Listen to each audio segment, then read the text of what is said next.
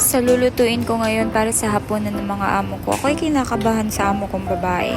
Mandangin yung pinagmamalaki sa akin ng amo kong lalaking beef daw, puro taba naman siya. Ipinagmamalaki pa naman ng amo kong lalaki na pwede ko daw itong ilutong curry. Diyos ko po, magagalit ang amo ko pag puro taba ang uulamin nila. Kaya naman agad-agad ako naghagilap sa fridge namin kung mayroon pang isang karne at nakita ko nga itong manok na wala ng buto. Kaya naman minarinate ko agad ito sa asin at saka pepper at nilagyan ko ng kaunting wine. Tonkatsu na lang uli ang gagawin ko dito. Mamaya pagbalik namin ng alaga ko galing sa activity. Tinatansya ko yung oras ko ngayong araw na to, kaya naman nagbabasta na ako ng maaga dahil nga hindi ko masyado alam kung anong gagawin ko mamayang hapon. Walang schedule ng gym ang alaga ko ngayon, kaya pinalitan ng amo kong babae ng practice ng golf sa Olympic.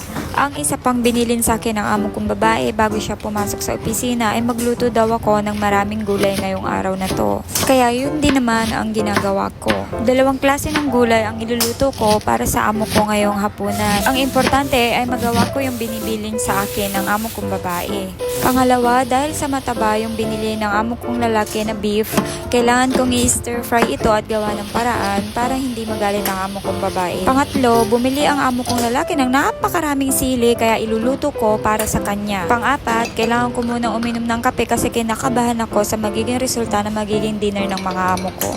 Wala sa mood ang amo kong babae kaninang umaga bago pumasok ito sa opisina. Paano ko nalaman? First time nagtanong ng amo kong babae kung anong niluto kong almusal para sa amo kong lalaki. Kapag ganun ang style ng amo ko, alam ko na may something na mainit ang ulo ng mom ko. Kaya para hindi ako ang sumalo ng init ng ulo, kailangan magpakabait ako. Nang matapos ko nga mai-prepare lahat ng lulutuin ko, pagbalik mamaya sa activity ng alaga ko, ay umalis na kami ng aking alaga. At dumiretso na kami dito sa Olympic para simulan na ang pagpapractice ng kanyang golf. Sinabihan ko din siya na mag-practice siya ng maigi dahil mainit ata ang ulo ng mami niya. Madalas kasing stress din ang mga amo ko sa trabaho, kaya naman naiintindihan ko. Kung pagod ako sa trabaho, mas lalong pagod ang mga amo ko.